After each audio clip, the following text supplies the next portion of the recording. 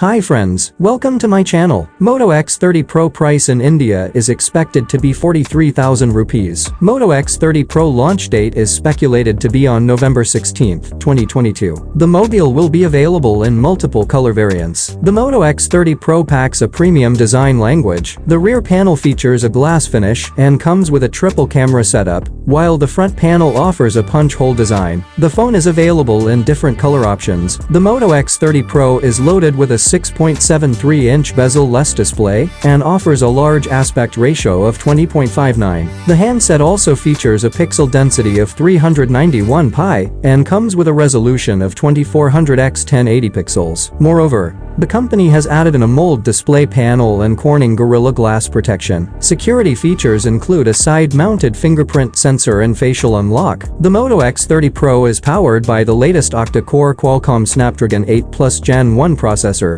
and comes with Adreno 730 GPU to handle the graphics. The device packs 8 GB of RAM and 128 GB of internal storage. Sadly, there is no option to expand the internal storage, as the phone doesn't come with a microSD card slot. For optics, the Moto X30 Pro sports a triple camera setup on the rear panel, with a combination of a whopping ultra-large 200MP primary sensor, a 50MP ultra-wide-angle lens, and a 2MP telephoto lens. On the front, the company is giving you a large 60MP shooter to click selfies and videos. The Moto device runs on the Android 12 operating system, with the company's custom user interface on top of it. The Moto X30 Pro comes with a 4500 mAh battery. The non-removable battery from the brand comes with a whopping 125 W of fast charging support, which is one of the highest charging solutions available in the market. For connectivity, the device supports 5G, 4G Volt, infrared sensor, Wi-Fi 5G,